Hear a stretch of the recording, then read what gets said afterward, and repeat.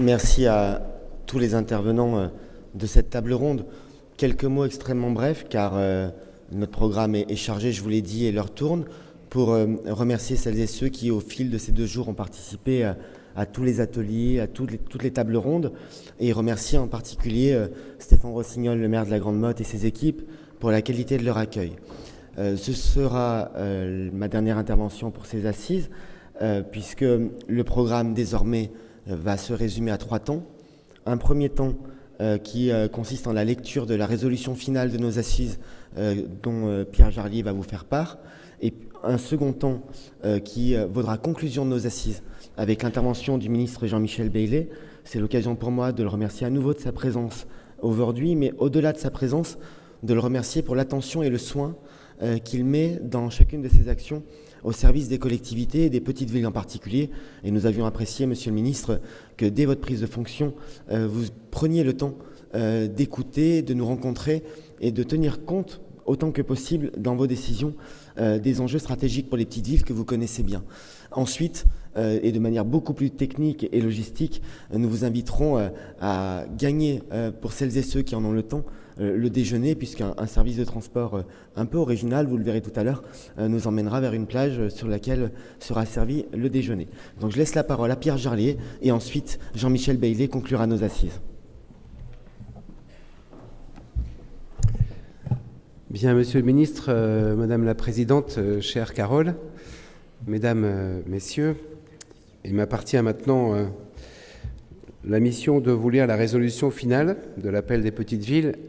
Simplement, avant de procéder à cette lecture, je voudrais moi aussi, comme vient de le faire Olivier, remercier la ville de la Grande Motte, ses services, son maire, qui nous ont accueillis vraiment dans des conditions exceptionnelles, nos partenaires et puis toute l'équipe de la PVF qui a fait un super boulot une fois de plus pour que ce congrès se passe bien. Donc, je vous lis cette résolution. Réunis à la Grande Motte les 26 et 27 mai 2016 dans le cadre des 11e assises de la PVF, les maires de petites villes appellent le gouvernement à prendre la mesure de la gravité de la détérioration de la situation des collectivités locales, en retenant 3 priorités. Soutenir la capacité d'investissement du bloc local, garantir la pleine association des petites villes à la mise en place de la nouvelle architecture territoriale et renforcer l'attractivité des petites villes, notamment en développant les services publics indispensables à la cohésion sociale et au dynamisme économique. Première priorité, sauvegarder la capacité d'investissement du bloc local. Après 3 années consécutives de réduction des concours financiers de l'État aux collectivités territoriales, qui a provoqué l'an dernier une contraction considérable de l'investissement public à hauteur de 4,6 milliards d'euros, une nouvelle réduction de ces concours financiers en 2017 pourrait aboutir à des effets récessifs très préjudiciables à l'emploi et à la cohésion sociale. Dans le même temps, les communes, comme les autres niveaux de collectivité, ont été confrontées, à l'initiative de l'État, à de nombreuses dépenses contraintes nouvelles. Inflation normative, revalorisation des grilles indiciaires des catégories C et de la valeur du point d'indice, augmentation de la CNRACL, mise en œuvre de la réforme des rythmes scolaires et des réformes insuffisamment compensées qui ont dégradé les marges de manœuvre des communes. Par conséquent, sans nier la nécessité de réduire les déficits publics, mais prenant en considération l'importante contribution déjà assurée par les collectivités locales à l'effort national de redressement, la PVF appelle le gouvernement à prendre toute la mesure de la situation dans le projet de loi de finances pour 2017 en renonçant à toute nouvelle diminution des concours financiers de l'État. L'investissement public local, dont dépendent nombre de PME pourvoyeuses d'emplois, pourrait être également utilement soutenu par une reconduction en 2017 du fonds d'aide à l'investissement mis en place par le gouvernement en 2016, en particulier pour son enveloppe dédiée aux petites villes. Enfin, cette participation des collectivités locales à la maîtrise des comptes publics implique que la réforme de la dotation globale de fonctionnement prenne pleinement en compte les charges de centralité qui grèvent particulièrement les budgets des petites villes. La PVF sera également attentive à ce que les capacités contributives des communes, et notamment des ressources fiscales dont elles disposent, soient mieux prises en compte. Deuxième priorité, associer les petites villes à la mise en place de la nouvelle architecture territoriale. Dans les mois qui viennent, les régions vont mettre en pratique les nouvelles compétences que la loi NOTRe du 7 août 2015 leur confère pour la planification du développement économique et l'aménagement du territoire. Ces schémas régionaux doivent permettre que le dynamisme souhaitable des métropoles profite à leur périphérie, on vient d'en parler, et plus largement à l'ensemble des territoires régionaux. Les maires des petites villes souhaitent être pleinement associés à ces travaux structurants pour l'avenir des territoires, au-delà des obligations légales de concertation pesant sur les régions. Et on vient d'en avoir un bel exemple avec ce que vient de nous dire Carole Delga sur son organisation. Par ailleurs, les petites villes seront d'autant mieux écoutées que leur voix sera relayée par des intercommunalités mieux armées. Dans le cadre de la refonte de la carte intercommunale à l'horizon du 1er janvier 2017, les dispositifs de concertation prévus par la loi NOTRe ont souvent permis aux élus de faire valoir leur vision. Mais pour être réussie, cette réforme devra être opérée par les préfets dans un esprit de concertation. Rien de durable ne pourra être construit lorsque les élus locaux s'y opposent majoritairement. Pour réussir à cette réforme, les communes et les EPCI auront aussi besoin de temps et de souplesse. De temps en matière fiscale pour faire converger leur politique d'abattement et en matière d'urbanisme pour harmoniser les PLUI et les PLU appelés à fusionner dans un document unique. Et de souplesse avec un droit nouveau de sectoriser le versement transport. Enfin, les élus ont besoin au plus vite que les services de l'État les accompagnent dans cette préparation, notamment sur les questions financières.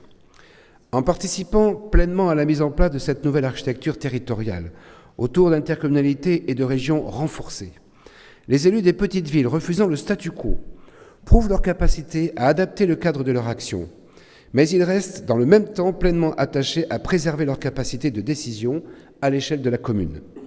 C'est pourquoi la PVF est attachée à la règle du fléchage, qui garantit le lien entre les élus intercommunaux et leurs communes d'élection, et il refuse en conséquence qu'en 2020, les conseillers communautaires soient désignés dans une circonscription unique.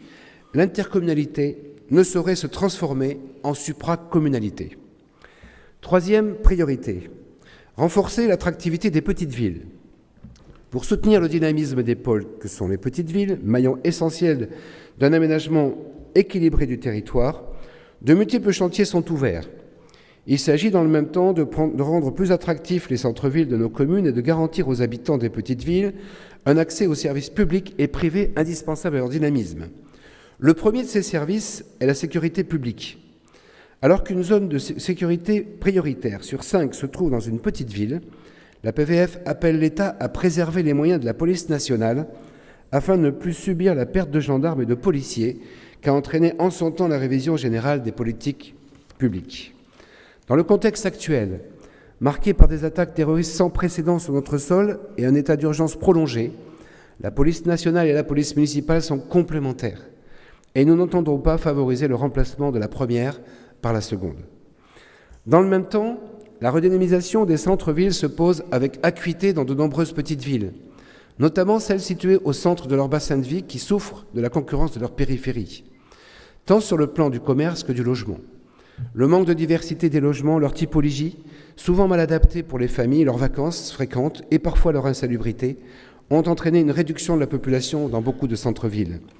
Pour permettre le renouvellement de ces centres-villes, qui souffrent, la PVF appelle l'État à amplifier la démarche de contractualisation type appel à manifestation d'intérêt, en privilégiant une approche plus transversale, qui permettra aux petites villes de mener à bien leurs projets de revitalisation grâce à une approche globale du logement, du commerce, des équipements et des services pour répondre aux besoins des habitants. Dans le domaine de la santé, pour répondre à la désertification médicale dans les territoires les plus fragilisés, la PVF propose la mise en place, aussi bien en milieu rural qu'en périphérie des grandes agglomérations, de territoires prioritaires de santé, sur le modèle des quartiers prioritaires de la politique de la ville. Ce dispositif doit favoriser une approche territoriale qui implique l'ensemble des acteurs de l'offre de soins et qui pourra déboucher sur l'implantation de centres de santé, de mesures dérogatoires sur le seuil d'ouverture ou de fermeture de services, de mesures particulières pour les médecins ou encore des encouragements à l'innovation et à l'expérimentation. Enfin, aucun développement des territoires n'est désormais possible sans un accès continu et de bonne qualité au réseau de communication numérique. On en a entendu beaucoup parler tout à l'heure. Or, environ 1000 petites villes demeurent à ce jour situées en zone blanche, mais surtout en zone grise où l'accès au réseau est temporairement défaillant. Cette fracture numérique renforce le sentiment de relégation de nos habitants en plus d'empêcher les entreprises de s'installer ou de se développer. Si la PVF se félicite de l'émergence en début d'année d'une collaboration entre les collectivités, les opérateurs et l'État qui a mobilisé 80 millions d'euros, elle demeurera très attentive au respect des engagements pris par le gouvernement et demande que des moyens financiers soient dégagés à hauteur des ambitions affichées. Dans la période de grande mutation qui s'ouvre, les maires des petites villes seront à la fois constructifs et vigilants. La PVF soumettra donc, au début de l'année 2017, à tous les candidats à l'élection présidentielle un manifeste des petites villes et rendra publiques les réponses qu'elle aura accueillies. Je vous remercie de votre attention.